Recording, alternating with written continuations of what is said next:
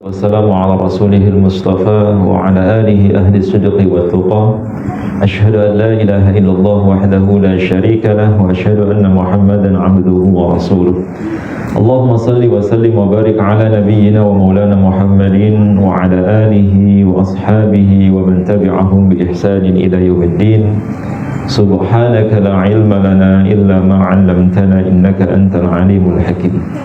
Ibu-ibu jamaah Wandi Wanjus Majelis Syamilah yang senantiasa dimuliakan oleh Allah, tidak ada ungkapan yang pantas kita panjatkan kehadiran Allah Subhanahu wa taala mengawali aktivitas kita pagi hari ini melainkan selalu bersyukur dan bersyukur kepada Allah.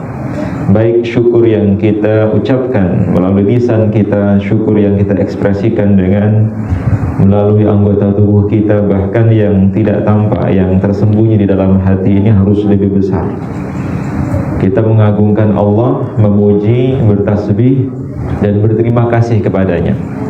Pagi hari ini kita tidak hanya bisa bangun, tidak hanya bisa makan, tidak hanya bisa bertemu dengan keluarga, berkumpul dengan mereka, termasuk juga pagi hari ini kita dikumpulkan oleh Allah di majelis ilmu. Ini adalah nikmat terbesar yang tidak sedikit di antara sahabat-sahabat kita tidak memperolehnya. Maka kita bersyukur kepada Allah kalau pagi hari ini kita masih dikumpulkan oleh Allah dengan Ahlul Quran. Kalau pagi ini Allah masih menjaga kesehatan kita di tengah banyaknya yang sakit, bahkan angka COVID yang melonjak, guru-guru kita juga yang masih sakit. Insya Allah kita semua yang hadir di sini sehat walafiat, dan kita pulang dari sini semakin bertambah sehatnya. Amin ya rabbal alamin. Kita saling mendoakan ya ibu-ibu ya. Doakan ustadznya tetap sehat walafiat. Walaupun gini-gini tetap sehat insya Allah. Dan yang mendoakan insya Allah akan lebih dari itu, karena doa itu akan kembali kepada yang mendoakan. Dan kalau mendoakan saya nggak usah bilang-bilang, Ustaz saya doain loh, nggak usah. Doa itu dikabulkan oleh Allah selama kita tidak bilang-bilang, selama kita tidak kasih tahu orang yang kita doakan, dan diam-diam aja, diam-diam doain Ustaz. Begitu pasti Ustaznya juga pasti akan mendoakan jamaah. Nggak mungkin Ustaz kamu lupakan jamaah, itu bukan Ustaz. Ustaz itu selalu mendoakan jamaah, termasuk juga jamaah harus mendoakan ustadznya. Salawat serta salam mudah-mudahan senantiasa Allah curah limpahkan kepada junjungan kita Nabiullah Muhammad sallallahu alaihi wasallam beserta seluruh keluarga beliau, sahabat beliau, dan kita semua yang hadir di sini, termasuk yang live streaming, yang ikut menyimak khatmil Quran pagi hari ini di rumah masing-masing. Mudah-mudahan kita semua dikumpulkan oleh Allah di mahsyar dengan naungan syafaat dari baginda Rasulullah sallallahu alaihi wasallam. Amin ya rabbal alamin. Sebelum kita berdoa, ngaji dulu ya. Ibu-ibu sudah hafal Al-Fatihah kan? Sudah. Sehari dibaca berapa kali? Minimal 17 kali. Ada nggak pernah imam itu lupa baca Al-Fatihah? Pernah? Belum pernah ketemu ya? Kalau ada imam kok baca Al-Fatihah kebolak-balik, iyyaka na'budu maliki, iyyaka na'budu, berarti memang nervous ya, grogi, atau mungkin juga baru kali itu jadi imam. Karena kalau kita memang terbiasa membaca suratul Fatihah, insya Allah nggak akan lupa. Maka kebangetan kalau orang sampai Al-Fatihah saja lupa. Padahal Al-Fatihah itu adalah surat yang selalu diulang-ulang, bukan hanya dalam sholat kita, termasuk juga dalam segala aktivitas kita. Sedikit pagi hari ini kita akan membahas keagungan suratul Fatihah. Saya punya buku Samudra Al-Fatihah. Ini buku sangat lama, tidak saya bawa karena saya sudah hafal. Termasuk juga banyak sekali tafsir-tafsir, hampir semua kitab tafsir itu diawali dengan suratul Fatihah. Kalau saatnya kok bawa kitab, wah kebanyakan kitabnya ngumpul di sini. Suratul Fatihah yang insya Allah kita sudah hafal. Ada berapa ayat? 7 ayat. Dimulai dari basmalah atau langsung alhamdulillah? Basmalah atau alhamdulillah? Coba ibu-ibu yang ketika sholat baca Al-Fatihah dari basmalah angkat tangan. Oke. Yang langsung alhamdulillahirabbil alamin angkat tangan. Ada nggak yang Allahu Akbar langsung Alhamdulillahirabbil alamin arrahmanir rahim? Ada? Ayo angkat tangan. Karena nggak ada yang angkat tangan nggak dapat door prize. Pernah dengar sholat ketika di masjid imamnya baca Bismillahirrahmanirrahim Alhamdulillahirabbil alamin? Pernah? Pernah juga ketika sholat di masjid tiba-tiba langsung Alhamdulillahirabbil alamin? Pernah? Di mana? Oh, di Mekah. Gak usah di Mekah, di Jogja banyak. Bahkan ada yang tidak membaca basmalah sama sekali, langsung Alhamdulillah. Pertanyaannya, bolehkah kita membaca suratul Fatihah tanpa basmalah? Boleh.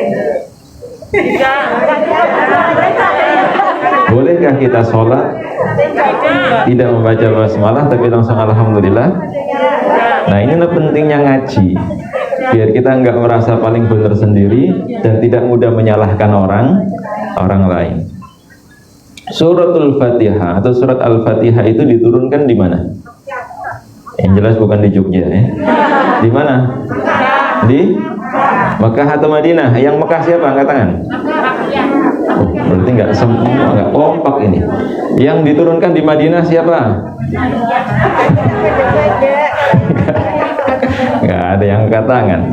Suratul Fatihah itu diturunkan di kota Mekah sebelum Rasulullah SAW hijrah. Maka ada beberapa nama yang dinisbatkan kepada suratul Fatihah langsung dari Rasulullah SAW. Suratul Fatihah, surat Al-Fatihah itu ada 4 nama yang diberikan oleh Rasulullah kepada suratul Fatihah. Suratul Fatihah, kata Nabi, surat Al-Fatihah itu yang pertama adalah Ummul Quran. Apa artinya ummu? Emak ya, emak atau ibu atau induk, ibu atau induk.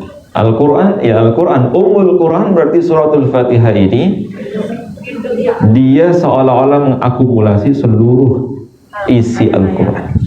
Bukan hanya Al-Quran, bahkan 4 surat, 4 kitab sebelumnya, ada Zabur, Taurat, Injil, itu diakumulasi di dalam suratul Fatihah. Masya Allah, luar biasa. Ini kita belum bahas basmalahnya loh ya. Yang sampai ada seorang ulama mengatakan bahwa semua surat-surat di dalam Al-Quran itu dihimpun oleh Allah dalam satu surat yang bernama Al-Fatihah. Dan seluruh kandungan surat di dalam Al-Fatihah yang memuat Al-Quran itu terakumulasi di dalam basmalah, Bismillahirrahmanirrahim. Dan makna basmalah atau Bismillahirrahmanirrahim itu terhimpun dalam satu huruf yang pertama, yaitu huruf Ba. Jadi ketika kita membaca Bismillah, B-nya itu seolah-olah kita sudah membaca seluruh isi Al-Quran. Maka dalam riwayat Imam Ahmad kami mengatakan bahwa membaca suratul Fatihah itu termasuk sepertiga Al-Quran terkait dengan kandungan maknanya. Tapi bukan berarti nggak pernah baca Quran Fatihah toping sewu dino misalnya, nggak boleh. Ini yang pertama, Ummul Quran.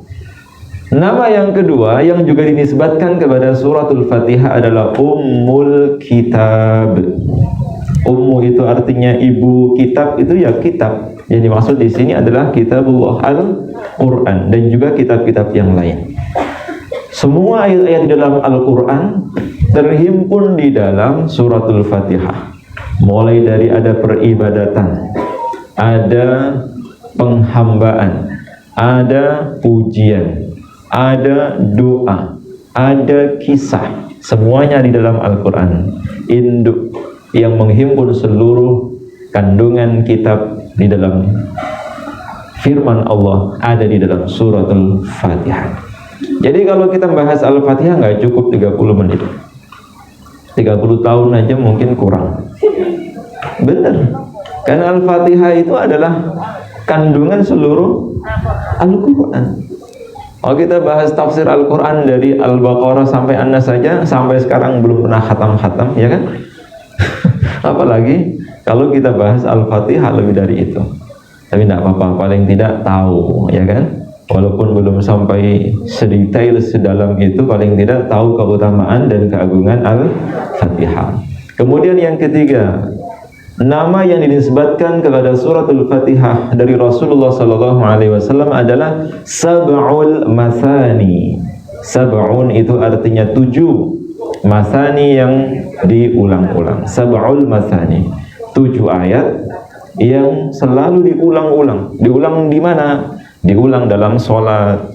Diulang kapan? Ya kapanpun kita mau membaca suratul Fatihah, diperbolehkan tidak hanya pagi, siang, sore, malam. Bahkan mau keluar rumah baca Fatihah. Kita mau beraktivitas baca Fatihah, mau berdoa baca Fatihah. Kapanpun dimanapun baca suratul Fatihah. Dalam keadaan bahagia boleh nggak baca Al-Fatihah? Boleh. Sedih? Boleh. Boleh. Tertawa? Boleh. Mari kita awali majelis tertawa dengan suratul Fatihah. Al-Fatihah itu boleh dibaca kapanpun dan dimanapun, kecuali ketika dalam rangka bermaksiat kepada Allah. Mengawali majelis al-ghibah misalnya dengan Al-Fatihah nggak boleh. Atau ketika sedang di dalam kamar mandi, di dalam kandang lagi nyari hewan kurban terus baca Al-Fatihah, nggak boleh, karena tempat itu tempat yang najis, tempat yang kotor. Ini makna yang ketiga. Nama yang dinisbatkan kepada suratul Fatihah adalah Sab'ul Mathani, 7 ayat yang diulang-ulang. Karena hanya Al-Fatihah yang diulang-ulang, terutama pada saat kita sholat. Nabi mengatakan, La sholata liman lam yaqra' bi Fatihatil Kitab. Tidak sah sholatnya seseorang yang tidak membaca suratul Fatihah. Jadi Al-Fatihah itu termasuk rukun qauliyah. Rukun qauliyah itu adalah bacaan yang harus dibaca pada saat sholat. Selain Al-Fatihah misalnya takbiratul ihram, Allahu Akbar, maka takbiratul ihram, bacaan takbir itu harus diucapkan, tidak bisa dibatin. Apalagi dalam hati, cuma gini, nggak sah, harus diucapkan. Minimal kita sendiri yang bisa mendengar Allahu Akbar. Nggak harus teriak-teriak ya, Allahu Akbar. Karena itu rukun qauliyah. Setelah takbir Al-Fatihah, itu juga harus diucapkan, dibaca. Kalau kita sholat jahar ya dikeraskan. Kalau kita sholat sirri pelan, paling tidak kita sendiri yang mendengar. Kemudian sholawat dalam tahiyat, itu juga harus disertakan. Kalau kita tidak membaca sholawat dalam sholat, tidak sah sholat kita. Minimal Allahumma salli ala Muhammad wa ala ali Muhammad. Kalau dalam tahiyat akhir ditambahi dengan salawat Ibrahimiyah, kama sallaita ala Ibrahim wa ala ali Ibrahim, sampai fil alamin innaka Hamidum Majid. Kemudian yang keempat adalah salam. Assalamualaikum warahmatullah. Itu juga harus diucapkan. Enggak boleh setelah innaka Hamidum Majid tengok kanan, tengok kiri. Batal salat kita. Kenapa? Tidak ditutup dengan salam. Karena salam itu bukan hanya menengok kanan dan kiri, melainkan juga diucapkan sebagai isyarat bahwa sholat kita sudah selesai. Jadi sholat itu diawali dengan takbiratul ihram, Allahu Akbar, diakhiri dengan salam, Assalamualaikum warahmatullah.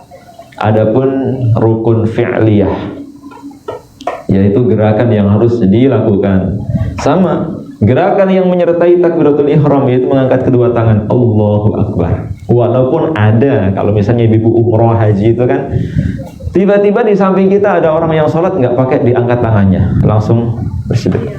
Ada yang nggak pakai bersedekah, udah tangannya kiwar kibiri, terus sambil HP buka, oh, bentar lagi sholat. Oh no, begitu memang. Macam-macam orang itu bermazhab, walaupun sebetulnya tidak dibenarkan. Kalau mazhab Syafi'i tidak boleh melakukan gerakan-gerakan di luar sholat lebih dari 3 kali. Kecuali kalau gerakannya itu ada kaitannya dengan sholat. Misalnya ibu sholat pas di shaf belakang, shaf depannya misalnya batal, maka kita dianjurkan maju ke depan walaupun berjalan untuk memenuhi shaf. Nah sekarang shafnya berjarak gimana Ustaz? Ya wis, yang penting aman lah, yang penting sholat. Nah sekarang gimana kita mau dihadapkan dengan misalnya dalil Kalau Nabi itu sebelum sholat kan sawu sufufakum, rapatkan, luruskan. Nah sekarang kasih tanda silang XXX. Kita mau sholat rapat, datangi satgas COVID gitu. Delay mah, yang penting sholat aja lah. Mau rapat, mau renggang nggak apa-apa. Karena darurat. Ad-daruratu tubihul mahdhurah. Dalam kondisi darurat itu sesuatu yang dilarang bahkan diperbolehkan. Begitu, darurat. Dan di dalam rukun fi'liyah itu ada gerakan-gerakan yang tidak bisa ditinggalkan selain mengangkat kedua tangan, termasuk berdiri bagi yang mampu, ruku, i'tidal, sujud, duduk di antara dua sujud, sampai salam, menengok ke kanan. Kalau ke kiri sunnah. Ibu-ibu misalnya setelah selesai salat, Assalamualaikum warahmatullah, yang wajib itu hanya menengok ke kanan. Sahabat Nabi itu dalam hadis riwayat Imam Muslim terlihat putih bersih pipinya Nabi dari belakang. Berarti kan sampai ke sana. Nggak cukup ini saja kan? Apalagi jual mahal. Tapi sampai belakang. Hingga sahabat itu melihat pipinya Nabi. Yang wajib hanya ke kanan. Adapun yang kiri sunnah, boleh dilakukan, boleh tidak. Tapi lebih sempurna ya tengok kanan kiri. Apalagi sambil kretek. Karena habis jogging capek, kemudian sholat duha, salam kok sambil mulet kretek. Ya biar sehat Ustaz. Untung nggak kebablasan. Ini yang disebut dengan rukun fi'liyah. Sesuatu yang harus dikerjakan dalam sholat. Nah, Al-Fatihah itu masuk rukun qauliyah yang harus dibaca. Maka sebelum sholat itu belajar baca Al-Fatihah dulu. Kecuali misalnya mu'alaf, baru masuk Islam tadi pagi, terus sholat, belum hafal Al-Fatihah, gabung aja, menang apa-apa. Tapi kalau sudah lama masuk Islam, ya harus membaca Al-Fatihah, minimal Al-Fatihah. Ketika kita takbir mau sholat wajib, sholat sunnah, minimal surat Al-Fatihah. Mau kita lanjutkan dengan menambah surat-surat yang lain atau tidak masalah. Yang penting baca Al-Fatihah, karena itu yang wajib. Faqra'u ma tayassara min. Bacalah setelah Al-Fatihah itu surat-surat yang mudah, surat-surat yang pendek. Dan ini berlaku baik ketika kita sholat wajib, sholat fardu maupun sholat sunnah, baik berjamaah maupun sendiri. Meskipun kemudian ini perbedaan pendapat para ulama, ya. Silahkan kita mau milih yang mana. Ketika sholat wajib, sholat berjamaah dan dibaca jahr. Saya ulangi lagi. Ketika kita sholat wajib, berjamaah dan dibaca jahr. Ada berapa sholat yang dibaca jahr? 3. Maghrib, isya, subuh. Ibu-ibu berjamaah di masjid, kan dibaca jahr itu 2 rakaat pertama, kecuali sholat subuh. Ya memang 2 rakaat. Begitu selesai takbir Allahu Akbar, kita langsung dengar imam. Bismillahirrahmanirrahim. Alhamdulillahi Rabbil Alamin. Apa yang kita lakukan? Diam, dengerin atau ikut baca? Dengerin atau ikut baca? Wah, saya nggak mantep ya Ustaz, kalau nggak baca itu khawatir salat saya tidak sah. Akhirnya saya ikut membaca. Ada yang seperti itu. Jumhur ulama khusus salat jahr, salat yang bacanya dikeraskan, dan posisi kita sebagai makmum, maka yang lebih afdal adalah mendengarkan imam. Wa idza quri'al Qur'an fastami'u lahu wa ansitu la'allakum turhamun. Dengarkan, orang baca Quran itu dengerin. Lah, berarti kita tidak baca Al-Fatihah. Iya. Sebagian ulama berpendapat boleh tidak membaca Al-Fatihah ketika kita sholat jahr, sholat wajib sebagai makmum, karena Al-Fatihah kita sudah diwakili oleh imam. Tapi kalau mazhab Syafi'i nggak bisa, tetap baca Al-Fatihah, karena Al-Fatihah sebagaimana Nabi mengatakan la salata liman lam yaqra bi Fatihatil kitab. Tidak sah salatnya seseorang yang tidak membaca Al-Fatihah, tanpa diperinci oleh Rasulullah hanya sendiri atau hanya berjamaah, tidak. Berarti hadis ini bermakna umum. Artinya baik kita sholat berjamaah maupun sholat sendiri, baik jahr maupun sirri, tetap kita membaca Al-Fatihah.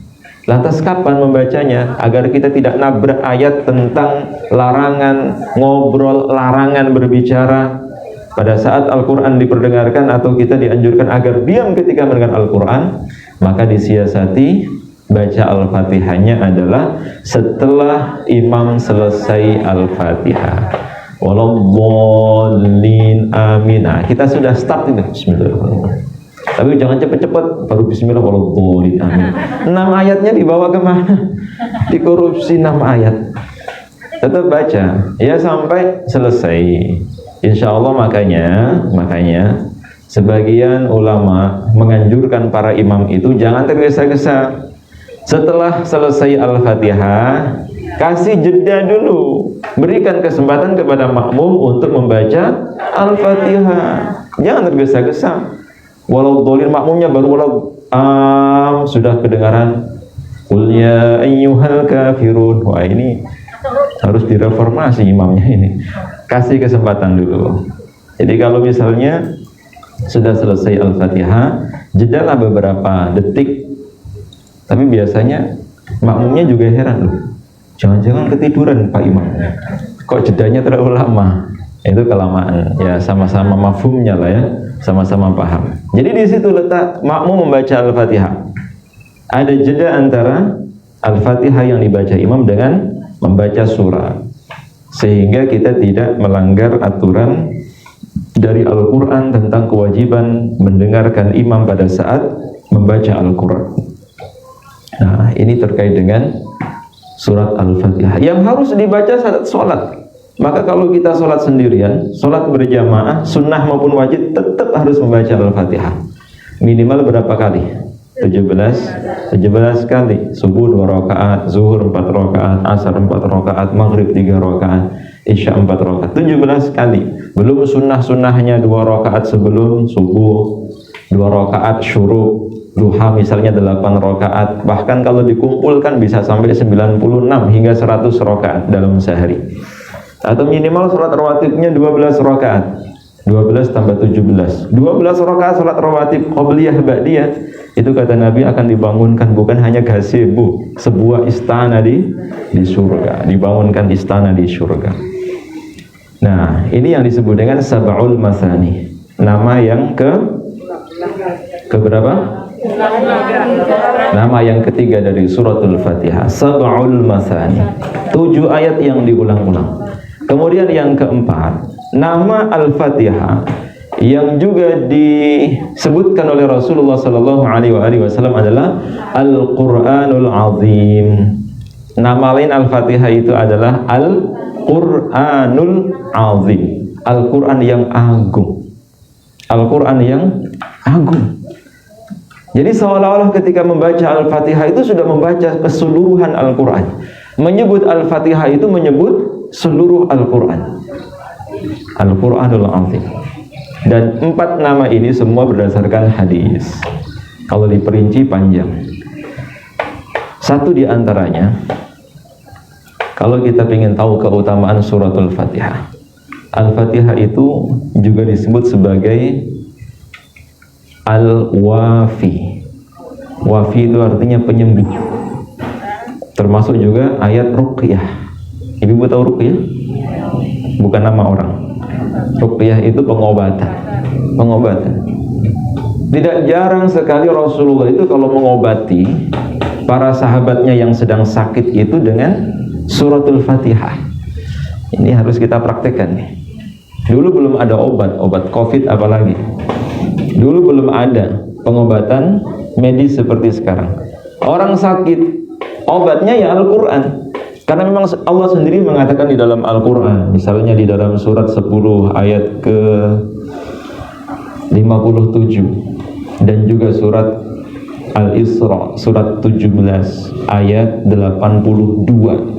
Itu ayat-ayat yang menjelaskan tentang fungsi Al-Quran, di antaranya sebagai syifa, sebagai obat. Wa nunazzilu minal Qur'ani ma huwa shifaa'un wa rahmatul lil mu'minin. Dan telah kami turunkan dari Al-Quran itu obat sebagai penawar, sebagai penyembuh, bagi orang-orang yang beriman. Syaratnya iman. Kalau tidak beriman ya dibaca yang ping 100 tetap percuma. Harus disertai iman dulu. Bacanya dengan hati, bacanya dengan iman, dengan penuh keyakinan. Baru Al-Quran itu akan menjadi syifa, menjadi obat. Maka sering-sering ibu-ibu nggak usah terlalu kita mengandalkan obat medis.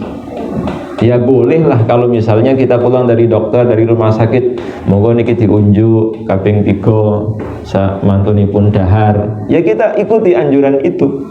Pengobatan dari dokter, dari medis kita ikuti. Tapi jangan lupakan pengobatan inti, bukan pengobatan alternatif ini. Kayak Mbah Dukun aja alternatif. Al-Quran itu pengobatan inti. Tapi sayangnya kan biasanya kalau sudah mentok, sudah terpojok baru Al-Quran. Udah kemana-mana sakitnya nggak sembuh-sembuh, udah mau sekarat baru Al-Quran. Kebalik, seharusnya Quran dulu. Kalau kita yakin dengan Quran, udahlah percaya, nggak jadi ke rumah sakit karena sudah mati duluan. Maksudnya sudah husnul khotimah gitu ya. Ada 2 kemungkinan, kalau nggak meninggal dunia ya sehat gitu loh. Tapi coba kita praktikkan, ini hadis Nabi. Dalam hadis riwayat Imam Bukhari dan Muslim dari Abu Sa'id Al-Khudri radhiyallahu an, dulu beliau pernah menceritakan, kami bersama dengan Nabi, kami bersama dengan para sahabat, tidak bersama dengan Nabi, melintas di suatu daerah. Lalu tiba-tiba ada salah satu di antara penduduknya yang mendatangi kami, menceritakan bahwa kepala suku dari kampung ini tersengat binatang berbisa. Kan banyak sawah nih. Tersengat binatang berbisa, entah kalajengking, ular atau tawon, pokoknya berbisa. Dan bisanya itu sudah menjalar ke sekujur tubuh, tinggal nunggu mati. Lalu utusan dari kepala suku itu menjanjikan, kalau ada di antara tuan-tuan yang bisa mengobati kepala suku kami, maka nanti akan kami beri bayaran, akan kami kasih 30 ekor domba. Maka salah satu di antara para sahabat yang saat itu ada Abu Sa'id Al-Khudri, sahabat dekat Nabi, mengiyakan. Beliau mendatangi kepala suku itu, lalu minta, kalau sekarang segelas air, kalau saya banyak-banyak segelas air. Setelah itu dibacakan suratul Fatihah. Baca surat Al-Fatihah. Setelah dibacakan surat Al-Fatihah, lalu disuruh minum. Monggo dipun unjuk. Ajaib. Setelah kepala suku yang tersengat binatang berbisa yang sekujur tubuhnya sudah dipenuhi racun itu, seketika dengan izin Allah sembuh. Maka sebagaimana perjanjiannya, kalau kepala sukunya sembuh, akan diberi kambing 30 ekor. Tapi saat itu para sahabat saking kehati-hatiannya nggak langsung, wah lumayan, alhamdulillah, matur nuwun. Mereka saking kehati-hatiannya terkait dengan status kambing ini halal atau haram. Itu para sahabat ya, nggak asal sing penting lumayan. Mereka dapat 30 ekor kambing loh ya. Coba kalau kita yang dikasih, wah lumayan, dikembangbiakkan kan gitu. Tapi para sahabat membawa 30 ekor kambing itu sampai ke Madinah. Mereka ingin bertanya langsung kepada Rasulullah. Dulu belum ada HP. Wahai Rasulullah, ini dapat kambing, bagaimana hukumnya? Dulu nggak ada, harus datang langsung. Ya, datang kepada Rasulullah. Padahal beberapa hari lamanya mereka dalam perjalanan. Sesampainya di Madinah, ketemu dengan Rasulullah, ditanyakan terkait dengan itu. Nabi bertanya, dari mana engkau tahu bahwa suratul Fatihah itu bisa mengobati atau bisa menyembuhkan penyakit? Abu Sa'id Al-Khudri mengatakan, ya, kami yakin bahwa Al-Fatihah itu adalah firman Allah sebagai obat. Mendengar itu Rasulullah SAW membenarkan apa yang dikatakan oleh Abu Sa'id Al-Khudri. Sampai beliau mengatakan, ayo nanti bagi-bagi. Jangan lupa saya minta 1 bagian. Berarti boleh menerima upah dari meruqyah orang itu boleh. Karena para sahabat saat itu khawatir terkait dengan halal haramnya. menerima upah dari membacakan Al-Quran atau mengobati orang yang sakit dengan Al-Quran, boleh atau tidak? Nah, setelah sampai kepada Rasulullah, dijelaskan oleh Nabi tentang kebolehannya menerima upah itu, maka mereka baru berani memakannya. Itu luar biasa, saking hati-hatinya baru berani memakan setelah dinyatakan statusnya benar-benar halal. Namun kemudian para ulama berbeda pendapat. Bolehnya itu dikasih syarat. Apa syaratnya? Syaratnya asal tidak minta. Tapi kalau ngarani mahar sekian misalnya, nggak boleh. Sama artinya dengan menjual ayat-ayat Allah dengan harga dunia. Na'udzubillah min dzalik. Nah, ini yang disebut Nabi, bahwa Al-Quran itu sebagai syafi, sebagai pengobat, sebagai syifa atau sebagai penawar. Maka ibu-ibu sering-seringlah baca Al-Fatihah. Bukan hanya pada saat kita sholat, termasuk di luar sholat. Masakkah itu? Buatkan kopi, teh suaminya, bacakan Al-Fatihah. Al-Fatihah aja ya, nggak usah tambah Yasin apa lagi. Al-Fatihah aja, nggak rampung-rampung. Ya bukan kenapa-apa, nggak rampung-rampung. Sisa Al-Baqarah gitu. Al-Fatihah saja. Ibu sebelum minum baca Al-Fatihah. Wah, selak ngelak Ustaz. Oh, ini memang nggak butuh sehat. Sekarang kan lagi musim kita sama-sama khawatir nih, sama-sama resah, sama-sama gelisah. Tenangkan hati kita, pikiran kita, termasuk dengan pengobatan Al-Quran. Baca Al-Fatihah kemudian diminum. Baca Al-Fatihah diminum. Kalau kita minumnya 12 kali, ya 12 kali kita baca Al-Fatihah. Semakin banyak semakin baik. Di antara beberapa keutamaan Al-Fatihah selain sebagai syifa atau sebagai obat itu, suatu ketika ada salah seorang sahabat Nabi yang dipanggil oleh beliau. Dipanggil-panggil kok nggak datang. Rupanya sahabat ini sedang sholat. Selesai sholat dia menghadap Rasulullah dan mengatakan, wahai Rasulullah, mohon maaf saya tadi sedang sholat. Lalu turunlah sebuah ayat di dalam Al-Quran. Wahai orang-orang yang beriman, apabila Allah dan Rasulnya memanggilmu, maka tidak ada alasan bagimu untuk menunda-nunda. Saat itu juga datang. Saat itu juga datang. Maka para ulama mengiaskan termasuk panggilan orang tua. Ibu-ibu misalnya yang masih punya orang tua, pas sedang sholat Allahu Akbar, terus dipanggil dipanggil oleh ibu kita, oleh ayah kita atau orang tua kita, kira-kira sholatnya dilanjutkan sampai salam atau langsung dibatalkan? Lanjut atau dibatalkan? Siapa yang menyuruh lanjutin siapa? Maka saat itu juga kalau sholat sunnah harus dibatalkan. Wah, nanti pahalanya bagaimana? Gak usah khawatir, Allah sudah nyiapkan pahalanya. Sama dengan kalau misalnya kita sedang sholat di masjid, sholat tahiyatul masjid atau sholat qabliyah, Allahu Akbar, baru saja Bismillahirrahmanirrahim, terus dengar Allahu Akbar, asyhadu an la ilaha illallah, nah Ustaz tutup kesisan, nggak boleh. Ketika kita mendengar iqamat langsung batalkan, kecuali kalau sudah sujud terakhir. Kalau sujud terakhir ya selesaikan, masih adalah kesempatan untuk ngejar imam gitu ya. Tapi kalau kita sholat misalnya wajib, sholat di musola rumah, di depan rumah ada bel yang berbunyi atau pintu sedang diketuk, tok tok tok, ulun, assalamualaikum, maka termasuk panggilan orang tua. Kalau sholat wajib baru dikeraskan bacanya. Tapi kalau dikeraskan juga tidak bisa mendengar, sementara panggilan orang tua itu sepertinya urgent. Orang tuanya misalnya naudzubillah min dzalik kepleset di kamar mandi atau terjatuh, maka saat itu juga batalkan. Jangan sampai kita wah sholat kok ini penting hubungan sama Allah.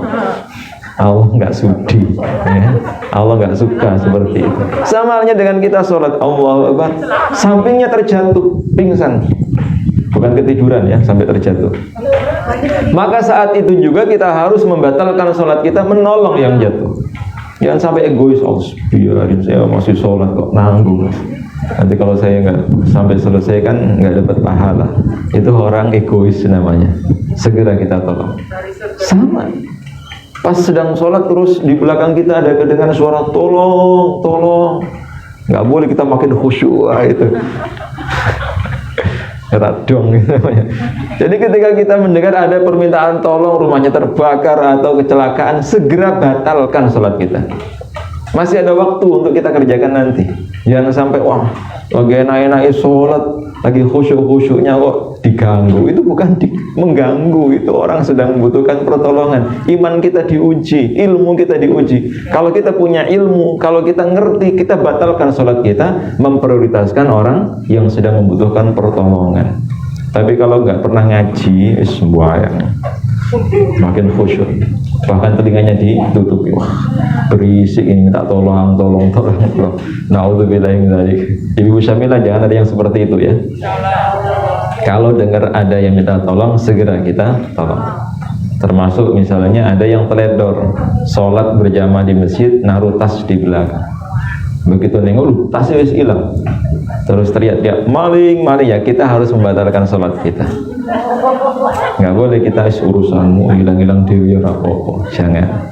Kita harus punya empati. Kalau masih bisa menolong, membantu, kita bantu. Nanti sholatnya dilanjutkan. Kalau dilanjutkan terus nanti mulai dari awal atau langsung melanjutkan, Ustaz? Tergantung.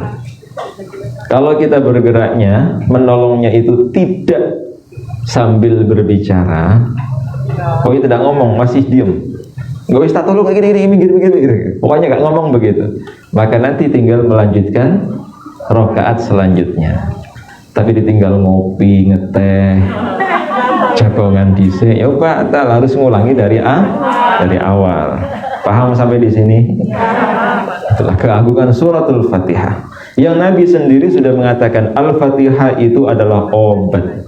Tapi seberapa sering kita menggunakan Al-Fatihah sebagai obat? Maka harus kita mulai. Di masa pandemi seperti ini, udah perbanyak baca Al-Fatihah sebelum kita minum. Niatkan bahwa kita membaca suratul Fatihah itu sebagai syifa, sebagai obat. Air yang mengalir ke dalam tubuh kita adalah air yang terkristalisasi oleh suratul Fatihah, dan dia bisa meregenerasi sel-sel yang mati, bahkan bisa menjadi penyembuh dengan izin Allah penyakit-penyakit yang kita derita. Itu harus kita yakini. Ini baru keutamaan Al-Fatihah ya, belum kita bahas tafsirnya. Insya Allah pada pertemuan yang akan datang kita lanjut ya. Ibu bawa Quran? Nah, dibuka Qurannya. Qurannya dibuka. Sudah? Yang tidak bawa Quran boleh pakai HP.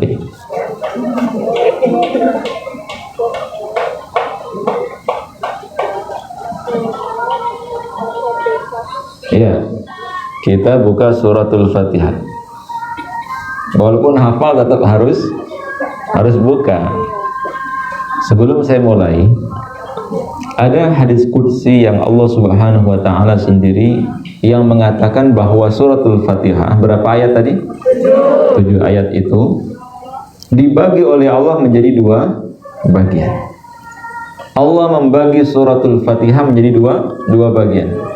Qasamtu baini wa baina ibadati, qasamtul Fatihah baina ibadi wa baini ismaini aw nisfaini. Ini jamaah yang nyetel dangdutan atau iya. Saya kira ibu-ibu dengerin pengajian sambil nyetel. Allah mengatakan di dalam hadis qudsi, qasamtu, aku telah membagi al-Fatihah, suratul Fatihah, baini, antaraku, wa baina ibadi, dan antara hamba-hambaku, nisfaini, menjadi dua bagian. Ada 2 bagian itu dalam suratul Fatihah. Maka kalau kita mengawali doa kita dengan suratul Fatihah, kemungkinan besar doa-doa kita insya Allah akan dikabulkan oleh Allah Subhanahu wa ta'ala. Dikabulkan oleh Allah. Berapa ayat? Berapa ayat? Berapa ayat untuk Allah? Berapa ayat untuk hamba-hambanya? 4 ayat yang pertama itu untuk Allah. Dimulai dari basmalah atau hamdalah? Dari alhamdulillah. Dimulai dari alhamdulillah. Maka kalau saya jelaskan terkait dengan khilafiyah, perbedaan pendapat di kalangan para ulama tentang basmalah dalam Al-Fatihah, paling tidak ada 4 bagian. Secara ringkas, kalau Imam Syafi'i rahimahullah, Imam Syafi'i itu mewajibkan orang yang membaca suratul Fatihah dengan basmalah. Sampai beliau mengatakan tidak sah Al-Fatihahnya seseorang yang tidak disertai dengan basmalah. Ini juga hadisnya kuat. Waktu itu diriwayatkan oleh Imam Syafi'i termasuk juga yang lain. Muawiyah itu pernah ke Madinah. Lalu beliau ditegur Umar, Utsman, dan juga khalifah yang lain. Mereka ketika sholat menjadi imam bagi jamaah, ketika membaca suratul Fatihah tidak mengawalinya dengan basmalah. Dasarnya apa? Dasarnya hadis qudsi ini. Jadi sama-sama ada dasarnya. Tapi dua-duanya berarti sah ya? Dua-duanya sah. Maka kalau kita klasifikasikan ke mazhab, kalau Imam Syafi'i mewajibkan membaca suratul Fatihah disertai dengan basmalah. Abu Hanifah, Imam Hanafi, mazhabnya ini banyak kalau di Turki, ya, termasuk sebagian Muhammadiyah itu dari mazhab Abu Hanifah. Walaupun Muhammadiyah tidak bermazhab, Muhammadiyah itu langsung ar-ruju ilal Quran wa sunnah. Meskipun ya susah, bagaimana kita bisa memahami Al-Quran dan sunnah tanpa pemahaman para salafus salih atau para ulama. Kapasitas kita tidak mampu kalau langsung mengkaji Al-Quran, bahasa Arabnya minim, baru baca terjemahan, akan kesulitan untuk bisa memahami Al-Quran. Ya, selamatnya kita ikuti kata para ulama yang bermadzhab. Kalau Abu Hanifah, beliau mengatakan bahwa Al-Fatihah itu boleh dibaca dengan basmalah meskipun sirri, meskipun dengan lirih. Termasuk juga mazhab Hambali, Imam Ahmad bin Hanbal. Jadi dua ini, Abu Hanifah, Imam Hanafi, mazhab Hanafi, atau Imam Ahmad bin Hanbal, mazhab Hambali, termasuk juga yang sebagian di Saudi, sebagian kalau kita di Indonesia Muhammadiyah. Mereka tetap membaca basmalah, hanya saja basmalahnya dibaca sirri, dibaca pelan. Bismillahirrahmanirrahim. Alhamdulillahirabbil alamin. Tetap dibaca basmalahnya, hanya saja dibaca pelan. Nah, yang keempat, Imam Maliki. Imam Malik bin Anas. Beliau justru malah memakruhkan basmalah ketika membaca Al-Fatihah. Karena Al-Fatihah itu ya dari Alhamdulillahirabbil alamin. Sedangkan basmalah itu sendiri. Sehingga kalau kita misalnya ibu nanti ke Maroko atau ke luar negeri, ya, yang paling banyak Libya dan sekitarnya, itu memang tidak ada basmalah sama sekali ketika membaca Al-Fatihah. Sama sekali tidak terdengar, memang tidak dibaca, melainkan langsung Alhamdulillahirabbil alamin. Nah, walaupun Nabi sendiri mengatakan kullu amrin zibalin la yubtada'u bismillahirrahmanirrahim fahuwa ajdam au aqta au abtar. Segala sesuatu yang tidak diawali dengan basmalah, apalagi Al-Fatihah, apalagi Al-Quran, maka akan terputus dari rahmat, dari keberkahan, dari keridhaan Allah Subhanahu wa ta'ala. Tapi yang namanya perbedaan pendapat itu hal yang wajar. Dasarnya apa? Ini. Di dalam hadis qudsi itu Allah Subhanahu wa ta'ala berfirman, aku telah membagi antara suratul Fatihah. Aku membagi suratul Fatihah menjadi dua bagian antaraku dengan hambaku. ketika hamba-hambaku membaca alhamdulillahi rabbil alamin. Jadi Allah langsung memulai dengan alhamdulillahi rabbil alamin. Ketika hamba-hambaku membaca alhamdulillahi rabbil alamin, maka Allah menjawab dengan jawaban hammadani abdi, hambaku memujiku. Nah, kalau kita tahu hadis ini, baca Al-Fatihah itu nggak akan tergesa-gesa. Kita akan hayati betul. Karena seseorang itu ketika membaca suratul Fatihah, dia seperti orang yang sedang berdialog dengan Allah. Allah langsung menjawab setiap ayat demi ayat Al-Fatihah yang dia baca. Ketika seorang hamba membaca alhamdulillahi rabbil alamin, kata Allah, hambaku memujiku. Ketika kita membaca ar-rahmanir rahim, Allah saat itu menjawab massaniya abdi, hambaku menyanjungku. Ketika kita membaca maliki yaumiddin, saat itu juga Allah menjawab majjadani abdi, hambaku mengagungkanku. Maka setelah itu Allah berfirman, ini adalah antara aku dengan hamba-hambaku.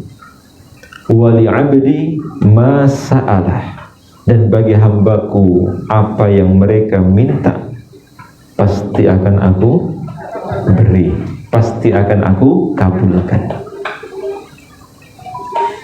Ketika kita membaca iyyaka na'budu wa iyyaka nasta'in, itu adalah pembagian antara Allah dengan hamba-hambanya dengan kita.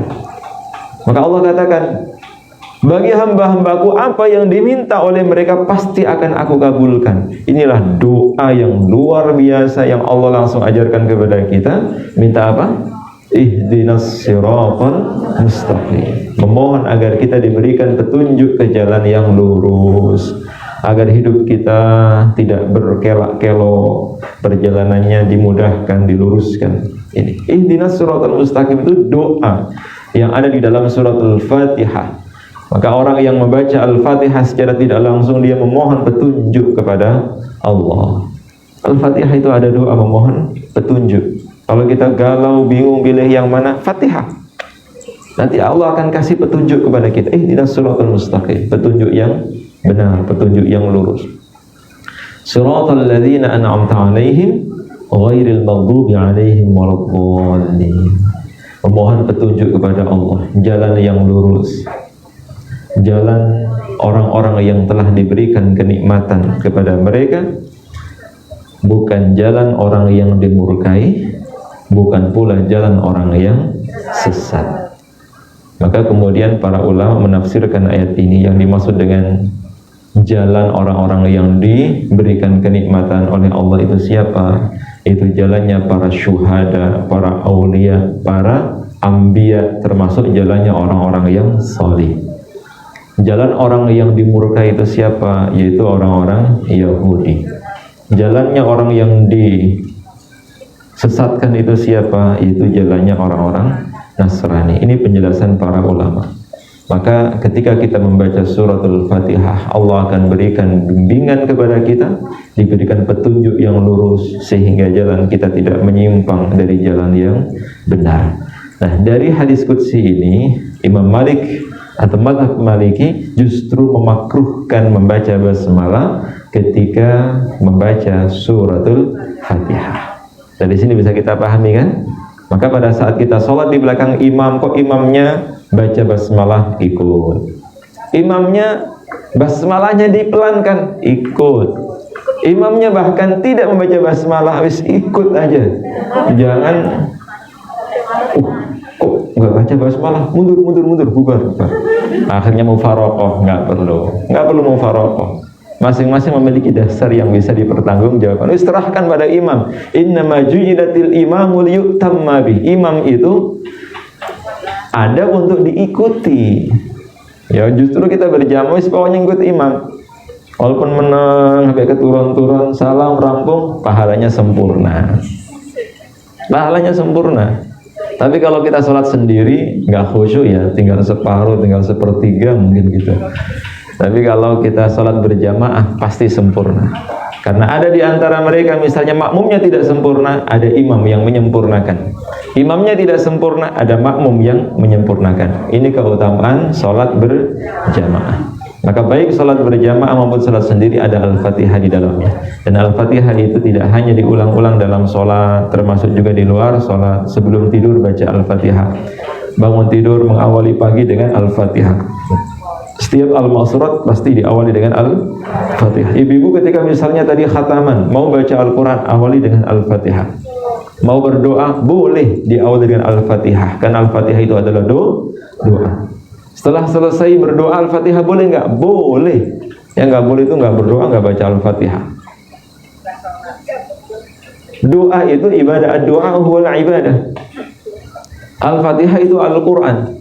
Yang tidak boleh itu mengharuskan, misalnya setelah berdoa harus baca Al-Fatihah, nggak ada. Tapi kalau kita sewaktu-waktu misalnya setelah berdoa kemudian kita ingin membaca Al-Fatihah, boleh, insya Allah lebih sempurna. Gitu ya. Ada yang ditanyakan? Monggo. Siapa yang bertanya? Assalamualaikum warahmatullahi wabarakatuh.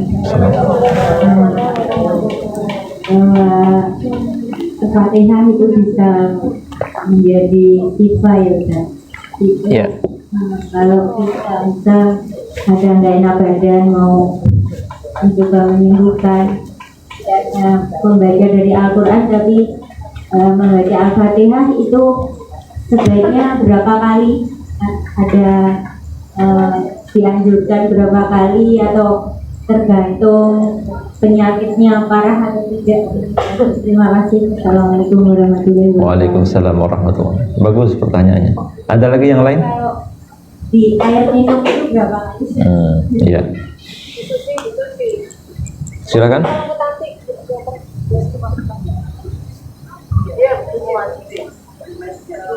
Tadi kan Ustadz bilang kalau kita sholat sunnah itu kalau dipanggil sama orang tua kan dibatalkan. Iya. Kalau yang manggil suami Atau anak. terus kalau mau nanya, kalau kita baca Al-Quran kan ada ayat sajadah. Kalau kita nggak sujud itu Hukumnya bagaimana? Baik. Waalaikumsalam. Satu lagi?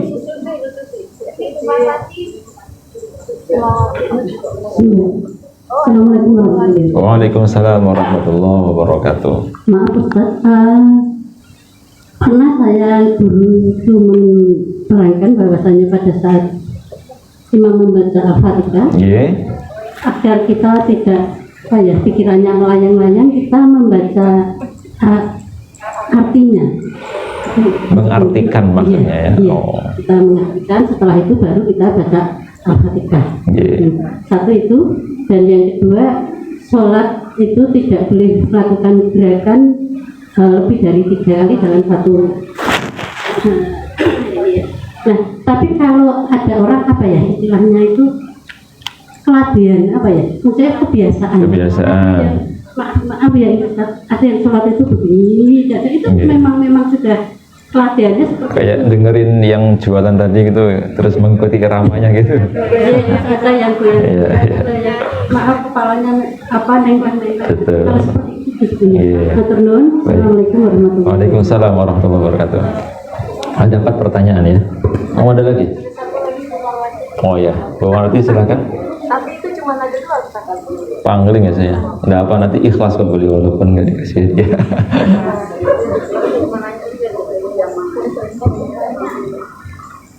Assalamualaikum warahmatullahi wabarakatuh. Waalaikumsalam warahmatullahi wabarakatuh. Dua pertanyaan dia Ustadz ya. Iya, boleh. Pertama, ketika ada imam yang bacaan Al-Fatihahnya itu salah bagaimana? Karena makmum itu kan mengikuti imam. Panjang pendeknya maksudnya atau Kenapa? salah lupa? Salah baca. Oh, panjang Salah pendeknya baca. makhrajnya. Iya, salah baca mungkin misalnya ini dibaca H misalkan seperti itu. Iya. Pokoknya salah baca terus bagi yang paham baca Al-Fatihah itu terus ada yang mundur gitu. Alasannya itu kalau orang baca Al-Fatihah imamnya salah gitu seperti Iya. itu. Seperti itu ya. Terus yang kedua itu ketika perbuatan yang disukai Allah yaitu perbuatan istiqomah ya. Salah satunya kita mengamalkan misalkan habis maghrib kita baca Yasin, terus misalnya sebelum tidur as-sajadah al-muluk, misalnya pagi hari baca Al-Rahman Al-Waqiah, dengan harapan ayat-ayat itu dengan istiqomah bisa kita baca dan Allah suka ketika kita istiqomah membacanya seperti itu. Bagaimana pendapat boleh nggak? Ustaz? Baik. Matur nuwun. Assalamualaikum. Waalaikumsalam warahmatullahi wabarakatuh. Terkait dengan dosis, berapa banyak kita membaca suratul Fatihah sebagai syifa atau sebagai pengobatan? Sebetulnya memang ada kaifiyahnya, ada caranya. Cara yang diajarkan oleh Rasulullah SAW adalah biasanya beliau menggunakan media air, ada air. Tapi juga kadang Nabi tidak pakai apa-apa, hanya udara yang didamu atau yang ditiupkan ke kedua telapak tangan. Jadi baca suratul Fatihah, termasuk juga tambahi dengan ayat-ayat perlindungan, al-mu'awwidhatain misalnya al-falaq, an-nas, ayat kursi juga boleh. Karena satu surat, kemudian yang kedua adalah ayat, itu luar biasa. Keduanya belum pernah diberikan oleh Allah kepada nabi-nabi sebelum Nabi Muhammad SAW, dan itu disebut sebagai nur, sebagai cahaya. Yang pertama adalah suratul Fatihah, yang kedua adalah 2 ayat terakhir surat Al-Baqarah. 2 ayat terakhir surat Al-Baqarah. Maka kalau bisa kita pada saat membaca suratul Fatihah, baca juga 2 ayat terakhir Al-Baqarah dari amanar rasulu sampai wansurna 'alal qaumil kafirin. Kita damu, kita tiupkan ke telapak tangan kita, kemudian kita usapkan ke yang sakit. Insya Allah, Allah yang menyembuhkan. Bahkan tidak hanya sembuh, tapi kita juga dapat keberkahan Al-Quran, bernilai ibadah. Insya Allah dapat pahala.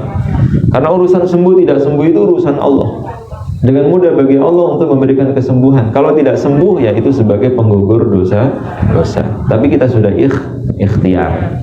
Itu ya. Nah, terkait dengan misalnya Al-Fatihah berapa kali, tergantung sakitnya. Kalau memang sakitnya parah, ya jangan hanya sekali. Berapa kali? Sebanyak-banyaknya. Tidak ada batasan. Yang penting yakin. Walaupun hanya sekali, tapi yakin luar biasa. Memang beda ya. Yakinnya kita dengan yakinnya para sahabat itu beda. Sama dengan sama-sama pulpen kita yang pegang dengan dipegang sama presiden beda. Sama-sama tanda tangan kita nggak payu. Tanda tangan presiden sosok udah jadi undang-undang gitu. Iya kan? Sama dengan Al-Quran. Qurannya sama, suratnya sama, cuma antara kita yang baca beda. Yang baca kita dengan yang baca syekh siapa itu beda. Tergantung makomnya, tergantung keyakinannya. Semakin yakin kita membaca suratul Fatihah, atau seseorang itu semakin dekat hubungannya dengan Allah, baru tahu tuh jinnya itu sudah teriak-teriak histeris. Nah, kalau kita bacakan Al-Fatihah 1000 kali malah tertawa-tawa jinnya, mengatakan aku udah hafal. Alah, tergantung keimanannya ya. Yakin seyakin-yakinnya. Baca Al-Fatihah dengan penuh keyakinan dan mengharapkan ridha Allah. Kemudian yang kedua, bagaimana kalau seandainya yang manggil itu suami atau anak? Apakah statusnya sama? Kalau sebagai seorang istri, iya, statusnya sama. Misalnya ibu-ibu sedang, jangankan ya sholat, puasanya mau izin, harus izin dengan suami. Misalnya besok hari Kamis mau puasa, itu nggak boleh langsung puasa, tapi harus izin suami. Mas, besok Kamis boleh nggak puasa? Oh iya puasa, tak temani. Oh cakep. Tapi kalau misalnya suaminya bilang nggak usah, besok kita cari warung enak misalnya, ngajak makan, ya nggak usah puasa. Insya Allah sudah dapat pahala niat. Tapi kalau suami yang soleh, insya Allah paham, maksud istrinya puasa nggak boleh, pasti boleh, nggak apa-apa puasa. Besok aja nanti buka puasanya bareng saya. Udah biasa, kalau udah biasa puasa kan. Kalau sudah terbiasa pun sama, tetap izin. Paling tidak bukan izin ya, harus, tapi memberitahukan kepada suami, Mas saya sedang puasa. Oh iya, enggak apa-apa. Karena sewaktu-waktu kalau suaminya misalnya ngajak itu nggak ada alasan, oh saya puasa mas, oh sudah takut Gusti Allah, nggak perlu. Allah sudah paham, wis nggak apa-apa, ikuti suami. Nanti Allah sudah paham.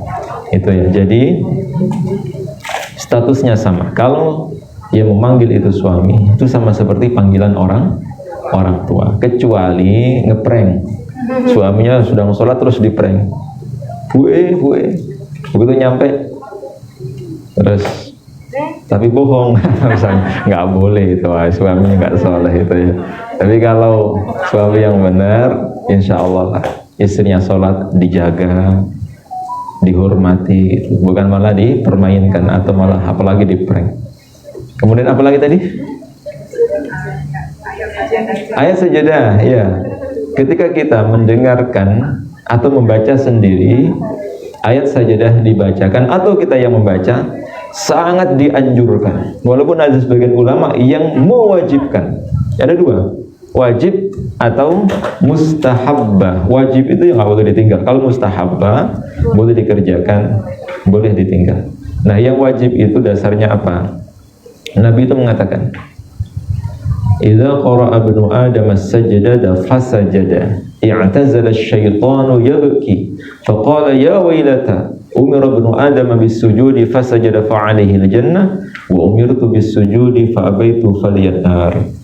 Maka Nabi tidak pernah meninggalkan sujud tilawah. Setiap beliau misalnya baca Quran dalam sholat, di rumah, dalam perjalanan, baca ayat sajadah, beliau turun dari kendaraannya langsung sujud.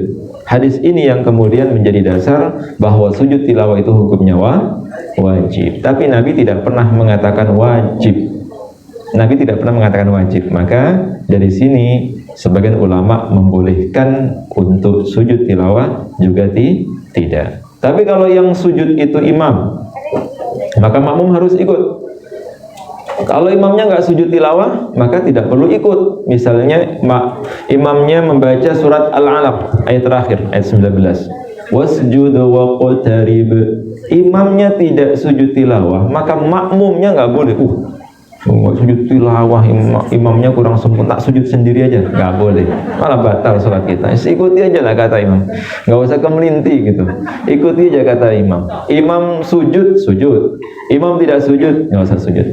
Dalam bentuk apapun, termasuk misalnya ibu yang biasa kunut, imamnya kok nggak kunut, nggak usah kunut. Kita sholat yang tidak pernah kunut, imamnya kunut aja nggak apa-apa. Jangan sampai sok-sokan, saya nggak kunut kok. Cari masjid yang lain misalnya. Emang kita mau sholat di mana? Di sini kunut semua misalnya, atau di sini tidak kunut semua. Maksud tiap hari sholat sendiri kan repot gitu. Ikuti aja kata imam. Kalau salah itu udah ditanggung sama imam. Tapi insya Allah nggak salah ya. Imam juga punya dasar. Jadi kalau misalnya kita sendiri sujud tilawah, anggap saja ittiba kepada Rasulullah. Bahwa Rasulullah tidak pernah meninggalkan sujud tilawah, kita juga sujud tilawah. Tapi kalau kita sholat berjamaah kok imamnya tidak sujud tilawah, tidak perlu sujud tilawah.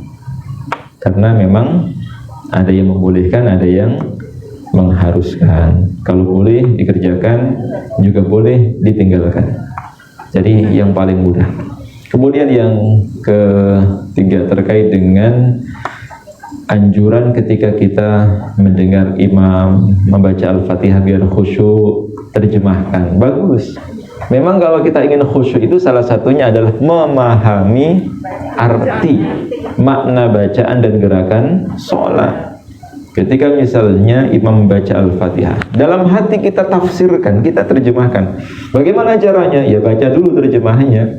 Kita baca terjemahannya, apa itu artinya Alhamdulillahirabbil alamin, apa artinya Maliki Yaumiddin, apa artinya Ihdinas Shiratal Mustaqim, dan seterusnya. Kita terjemahkan. Insya Allah pada saat imam membaca Arabnya, kita dalam hati memahami dan mentadabburi ayatnya. Itu nggih. Terus apa lagi tadi? Iya. Kalau memang gerakannya itu disengaja, batal. Kalau gerakannya disengaja, batal. Tapi gerakannya tidak disengaja, pas sedang sholat terus terjadi gempa, maka tidak batal. Sama halnya dengan gerakan yang ada hubungannya dengan sholat. Misalnya tadi, mengisi shaf yang kosong, maju ke depan menggantikan imam, imamnya sedang batal, ya jangan dibubarkan sholatnya. Makmum yang posisinya berada tepat di belakang imam itulah yang menggantikan. Jadi walaupun jalan 2 langkah, 3 langkah tidak apa-apa, karena gerakannya itu masih ada hubungannya dengan sholat. Misalnya begini, ibu sholat, terus tiba-tiba kipas anginnya bunyi, kelorak, yang otomatis mengganggu orang yang sedang sholat. Sementara saklarnya misalnya atau tarikannya ada di samping kita, matikan saja nggak apa-apa. Atau yang paling sederhana HP lah. Ketika sedang sholat, HP yang di saku itu bunyi, TikTok lagi, tok. Ambil terus dimatikan. Ketika ada miss call, dipencet, dimatikan. Jangan sampai pura-pura khusyuk. Ya orang lain malah nggak khusyuk gitu. Orang lain dipaksa mendengarkan sampai ringtone-nya habis gitu. Mau bayar berapa? Jadi boleh gerakan-gerakan seperti itu. Gerakan yang tidak membatalkan sholat. Tapi kalau gerakannya disengaja, goyang-goyang, maju mundur, apalagi jogging, oh ya batal. Jadi biar diingatkan tetap. Ya. Allah Maha Paham, insya Allah. Insya Allah dimaafkan sama Allah. Udah mau sholat aja bagus itu. Tapi tetap harus diingatkan berkali-kali, diingatkan Pak gerakannya, diingatkan terus sampai paham. Tapi kalau seandainya tidak mau berubah, ya udah didoakan aja, mudah-mudahan sholatnya diterima. Kasihan kalau beliau sudah repot-repot, sudah ke masjid, sudah susah payah ikut sholat berjamaah, kok kemudian malah dibully, nggak mau sholat, celaka gitu. Didoain aja, ya Allah memang seperti itu orangnya, yes. Obatnya mau habis misalnya, berikan kesembuhan, ya, berikan kesadaran, termasuk juga berikan hidayah sehingga sholatnya lebih baik. Boleh kita doakan, insya Allah doa kita dikabulkan. Kemudian pertanyaan yang terakhir dari Bu Mati terkait dengan bacaan suratul Fatihah. Seorang imam yang menyalahi tajwid, bolehkah makmum mufaraqah? Bolehkah makmum mundur? Ini dilema ya. Ibu-ibu sudah tahsin sama Bu Hilda, sama Bu Marwati, terus sholat di masjid atau musola, ketemu imam, alhamdulillahi rabbil ngalamin, maqdubi alaih, aduh, tersiksa kita sholat di situ. Gimana, ibu mau mundur hari itu juga atau tetap lanjut sampai salam? Lanjut sampai salam, sambil pasrah, ya Allah nemu makhluk seperti ini, pasrah.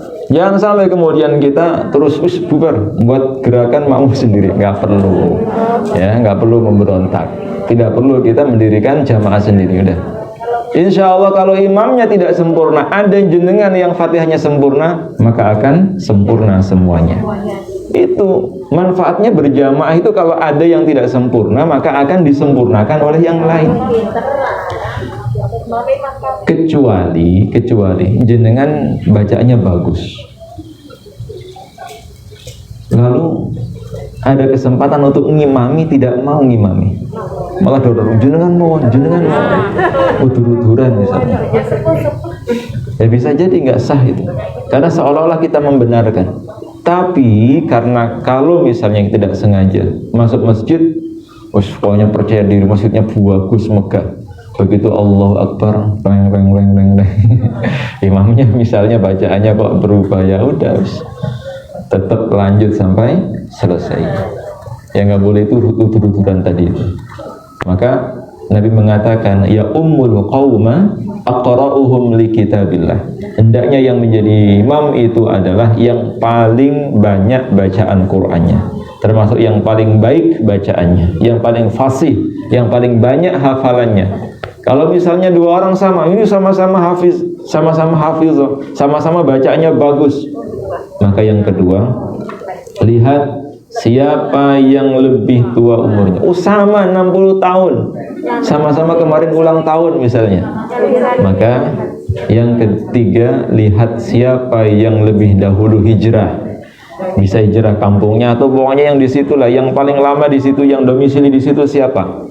Oh, bareng kok ya, sama-sama misalnya di situ. Maka yang ketiga, Lihat ya, berapa banyak hafalan hadisnya. Sama-sama ini hadisnya 100 hadis. Gue podo ya. Wis nek ngono suwit wae dah.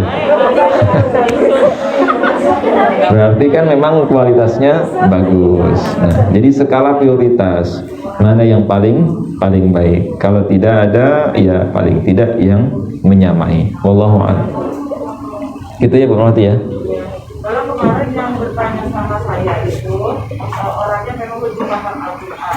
Itu saya sampaikan kalau kita sudah baca Al-Quran, tentunya kita mengikuti imam. Betul. Supaya itu pemantauan saya, Okay. saya ke mereka gitu loh.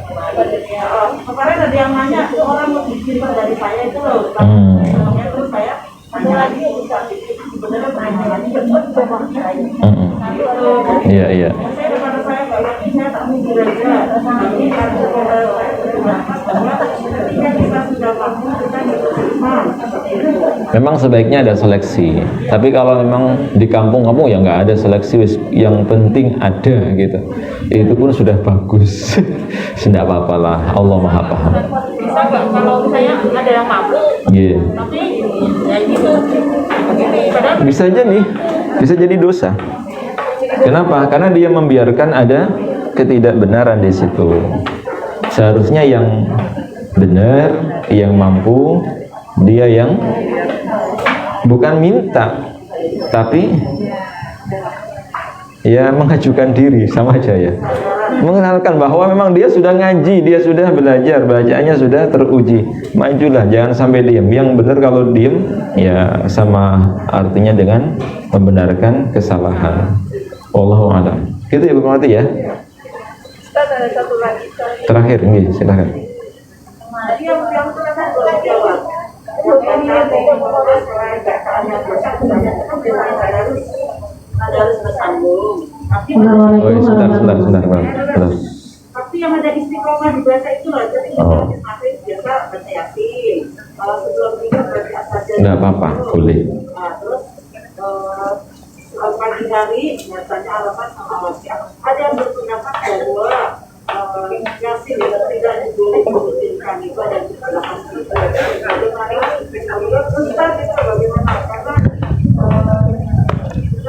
kita mengikuti dengan Kalau saya membolehkan, boleh. Karena itu merupakan bagian dari ayat-ayat Al-Quran yang boleh kita baca tiap hari. Repot kalau kita ketemu orang yang seperti itu ya. Kalau dibalik pertanyaannya, adakah yang melarang? Adakah yang melarang untuk membaca secara rutin Al-Quran? Ya nggak ada. Termasuk ibu-ibu Dewan Juz itu kalau dicari mana hadisnya nggak ada. Tapi boleh.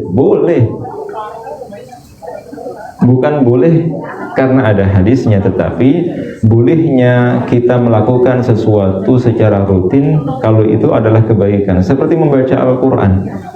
Tidak ada hadisnya misalnya anjuran membaca Al-Quran setiap selesai sholat 1 juz.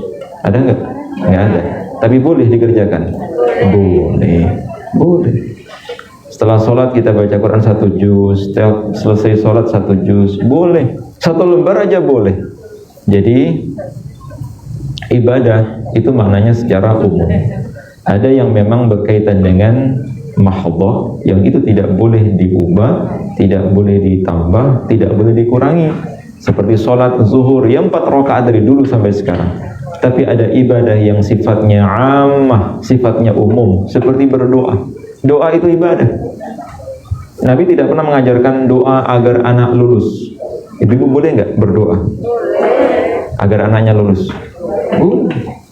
Jadi nggak kemudian kita harus saklek doa seperti itu terus karena tidak ada perintah dari Rasulullah doa untuk anak agar lulus terus kita tidak mau berdoa, ya nggak boleh seperti itu ya.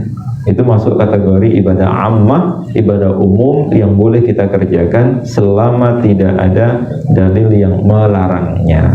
Wallahu a'lam. Terakhir. Assalamualaikum warahmatullahi wabarakatuh. Waalaikumsalam warahmatullahi wabarakatuh. Saya pernah ikut makmum dengan imam perempuan yang kan pakai gamis, tapi ketika dia sujud rukuk itu kakinya nggak pakai kaos kaki, jadi nampak.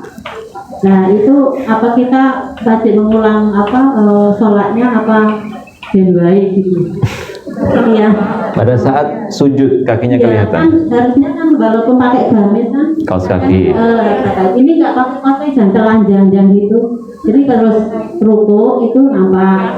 Terus kalau berdiri lagi juga nampak. Nah itu apa kita harus mengulang sholatnya sendiri apa sudah biarin aja gitu. Baik. Ya, Assalamualaikum warahmatullahi wabarakatuh. Nah, ini penting terkait dengan keberadaan kita. Indonesia itu kan mayoritas mazhab Syafi'i. Kalau Turki mayoritas mazhabnya Hanafi. Maka akan terjadi perbedaan yang sangat mencolok. Kalau Syafi'i ya, berdasarkan hadis riwayat Imam Muslim, Nabi mengatakan, wahai, waktu itu beliau bilang kepada Hafsah itu adiknya Aisyah, ya, putrinya Umar. Bukan Hafsah, Asma binti Abu Bakar, ya, Asma binti Abu Bakar, adiknya Aisyah. Wahai Asma, tidak halal bagi seorang perempuan yang sudah haid, sudah datang bulan, untuk terlihat ini kecuali ini dan ini. Seorang perempuan kalau sudah datang bulan, sudah haid, sudah balik, maka tidak boleh menampakkan auratnya kecuali wajah dan telapak tangan. Nabi menunjuk wajah dan telapak tangan. Balik itu ya sebetulnya umum ya, berdasarkan uruf kita. Kalau perempuan datang bulan, laki-laki mimpi basah. Tapi kalau misalnya bukan karena itu, melainkan karena faktor-faktor yang lain, orang itu misalnya ya, anak-anak sekarang lulus, bahkan belum lulus SD, malah lulus TK sudah datang bulan misalnya. Bisa jadi karena hormon, ya lulus TK tua lah gitu, jangan lulus TK 4 tahun. Mungkin karena hormonnya atau karena makanannya dan lain sebagainya. Tapi paling tidak, balik itu bukan menjadi penentu seseorang sudah mukallaf atau belum. Ada istilah mumayyiz. Mumayyiz itu adalah kemampuan untuk membedakan ini baik, ini buruk. Walaupun dia misalnya sudah menstruasi, tapi masih belum paham ini air panas, ini air dingin, atau belum paham cara menutup pintu, cara menyalakan lampu, memang ada gangguan mental misalnya, ya dia belum mukallaf. Jadi selain balik, mumayyiz. Nah, perempuan yang sudah menstruasi atau anggap sudah balik, maka kata Nabi tidak boleh terlihat kecuali wajah, auratnya tidak boleh terlihat kecuali wajah dan telapak tangan. Maka hadis ini sebetulnya bukan hanya di luar sholat, tapi di dalam sholat. Sehingga mazhab Syafi'i ya, Imam Syafi'i itu berpendapat semua tubuh wanita itu adalah aurat. Semua tubuh wanita itu adalah aurat, termasuk wajahnya itu adalah aurat, kecuali pada saat sholat. Jadi memang aneh, Indonesia itu kan mayoritas mazhab Syafi'i, tapi tidak berlaku sebagian yang mengikuti mazhab Syafi'i dalam hal aurat. Di kitab fikih Imam Syafi'i itu bahwa beliau berpendapat mengenai aurat perempuan itu adalah sekujur tubuhnya, termasuk wajah. Kalau ibu-ibu mengikuti mazhab Syafi'i, wajah adalah aurat, apalagi kaki, apalagi tangan, wajahnya aurat. Kecuali dalam sholat, termasuk ketika ihram. Kalau sholat atau ihram, maka cadarnya dibuka. Ihram, cadarnya dibuka. Kecuali sekarang ada corona, ya tetap pakai cadar boleh. Tapi kalau di luar masa darurat, tidak ada corona dan seterusnya, sholat pun makruh hukumnya memakai masker atau cadar. Ini kalau tidak ada corona. Maksudnya corona nggak kelihatan ya Ustaz ya. Angel memang. Kalau misalnya dalam kondisi aman, tidak sedang dalam pandemi, atau ketika kita sholat sendirian, tidak berjamaah, nggak ada orang, maka ikuti pendapat Imam Syafi'i yang memakruhkan menutupi wajah dengan masker atau cadar ketika sholat, sebagaimana makruhnya seorang perempuan ketika tawaf. Jadi perempuan yang pakai cadar sekalipun kalau tawaf harus dibuka cadarnya. Perempuan yang pakai cadar kalau sholat dibuka maskernya. Tapi kalau corona, ya hukumnya berubah. Mengikuti mazhab al-corona. Mazhabnya mazhab corona. Karena nggak ada dasarnya di dalam kitab fikih manapun kecuali mazhab corona tadi itu. Nah, sedangkan kalau Hanafiyah, Imam Hanafi, kalau Hanafiyah, misalnya ibu ke Turki, wow, kelihatan semua kakinya, nggak ada kaos kaki. Perempuan-perempuan yang sholat kelihatan kakinya, bahkan juga kelihatan pergelangan tangannya. Kenapa seperti itu? Karena memang di dalam Al-Quran dikatakan oleh Allah, وَضْرِبْنَا بِخُمُرِهِنَّ عَلَى جُيُوبِهِنَّ. Di dalam surat An-Nur ayat 30, Allah katakan kepada setiap wanita muslimah, maka tutupkanlah ke sekujur tubuhmu dari khumur. Khumur itu kalau kita ya jilbab, tapi kalau dalam bahasa Al-Quran jilbab jamnya jalabib, itu artinya baju kurung. Tapi kalau khimar itu ya penutup, yang menutupi, termasuk menutupi wajah. Kalau kita sebut niqab atau cadar. Di dalam surat Al-Ahzab, Nabi sendiri juga diperintahkan oleh Allah, ya ayuhan nabi qul li azwajika wa banatika wa nisa'il mu'minin yudnina 'alaihinna min jalabibihinna. Wahai Nabi, perintahkan pada istri-istrimu, anak-anak perempuanmu, dan seluruh wanita-wanita muslimah agar menutupkan jalabib, ya, jilbab mereka ke sekujur tubuhnya. Ya, dzalika adna ayyu'rafna fala yudhanu. Itu sebagai identitas sebagai seorang perempuan agar mereka tidak disakiti. Nah, perbedaan pendapat di antara para ulama terkait dengan aurat itu sudah terjadi sekian tahun yang lalu. Selama memang tidak menampakkan bagian yang vital, menurut mazhab Hanafi tidak masalah. Kalau baru sebatas wajah, telapak tangan, termasuk mereka loh ya, bukan Imam Syafi'i, kaki, itu tidak masalah. Kenapa? Karena bagian-bagian ini adalah bagian yang paling susah untuk ditutupi, sebab menjadi bagian yang sering dipakai berinteraksi dengan orang lain, maksudnya dengan pekerjaan. Misalnya ibu tandur pakai itu kan angel gitu, maka hal itu diperbolehkan, ada toleransi. Tapi kalau Imam Syafi'i enggak, pokoknya harus tertutup rapat. Maka dari situ bisa dilihat mazhab itu juga dipengaruhi oleh wilayah. Mazhab itu dipengaruhi oleh apa? Wilayah. Tinggal di mana? Perkotaan atau perdesaan. Kalau ibu-ibu di kaum urban, pakai cadar, gamis, kukup, aman itu. Nah, ibu-ibu yang Bantul, misalnya di daerah pelosok, angel itu. Kalau misalnya pekerjaannya adalah nanam padi, ya itu memberatkan mereka, justru akan memberatkan mereka. Maka di situ bisa dilihat bagaimana wilayah geografis terkait dengan keberadaan imam mazhab itu akan sangat berpengaruh. Maka biasanya pendapat-pendapat terkait dengan fikih itu juga ditentukan wilayah atau daerah-daerah yang dihuni oleh mereka.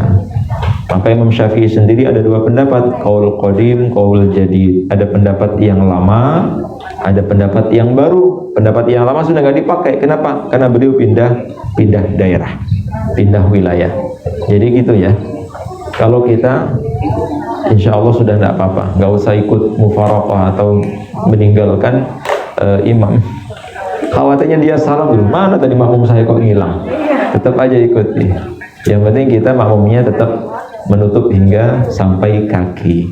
Kalau dia misalnya kakinya kok kelihatan, anggap saja mungkin kaos kakinya bolong atau mungkin juga bajunya berlobang, yang dia tidak sengaja berlobang seperti itu.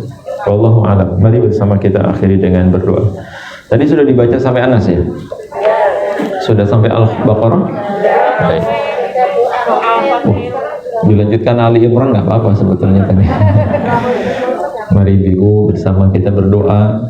Doa yang dikabulkan oleh Allah itu salah satunya adalah ketika kita berada di majelis ilmu. Mudah-mudahan doa-doa yang kita panjatkan diijabah oleh Allah, sehingga kita pulang dari sini tambah sehat, tambah panjang umur, tambah murah rezekinya, tambah bahagia, tambah berkah waktunya, berkah hartanya, berkah ilmunya.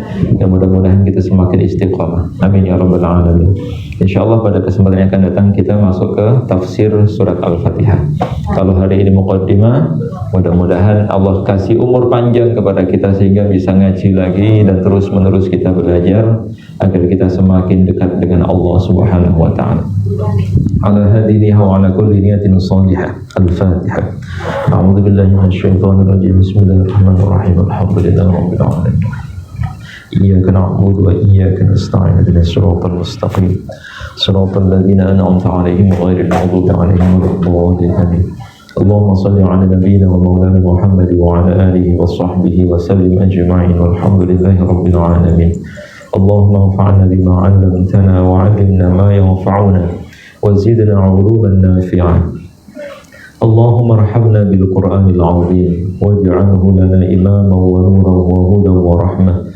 Allahumma dhakkirna minhu ma nasina wa 'allimna minhu ma jahilna warzuqna tilawatahu ana al-layli wa atrafan nahar waj'alhu lana hujjatan ya rabbal alamin. Allahumma ij'alil Qur'ana lana fid dunya qarina wa fil qabri munisa wa fil qiyamati syafi'a wa 'alal nari sitran wa hijaba wa ilal jannati rafiqa. Allahumma ij'alil Qur'ana lana fid dunya qarina. Allahumma ij'alil Qur'ana lana fid dunya qarina. Allahumma ij'alil Qur'ana lana fid dunya qarina. Allahumma ij'alna min ahlil Qur'an. Allahumma ij'alna min ahlil Qur'an. Allahumma ij'alna min ahlil Qur'an. Allahumma ij'alil Qur'ana rabi'a qulubina wa nura sudurina wa jilaa'a ahzanina wa dhahaba humumina wa humumina birahmatika ya arhamar rahimin. Allahumma aslih lana dinana alladhi huwa ismatu amrina wa aslih lana dunyana allati fiha ma'ashuna wa aslih lana akhiratana allati ilayha ma'aduna waj'alil hayatana ziyadatan lana fi kulli khair waj'alil mauta rahatan lana min kulli syarr. Allahumma ij'al khayra umrana akhirahu wa khayra amalana khawatimahu wa khayra ayyamana yawma alqaka fi. Allahumma inna nas'aluka 'ishatan hani'ah wa maytatan sawiyah wa maradan ghayra mukhzi wa la fadih. Allahumma qsim lana min khashyatika ma tahulu bihi bainana wa bain ma'siyatik wa min ta'atika ma tuballighuna biha jannatak wa min al-yaqini ma tuhawwinu biha 'alaina masa'ib ad-dunya wa mat'ana bi asma'ina wa absarina wa quwwatina ma ahyaytana waj'alhu al-waritha minna waj'al tha'rana 'ala man zalamana wansurna 'ala man 'adana ولا تجعل مصيبتنا في ديننا ولا تجعل الدنيا أكبر همنا ولا مبلغ علمنا ولا تسلط علينا من لا يرحمنا.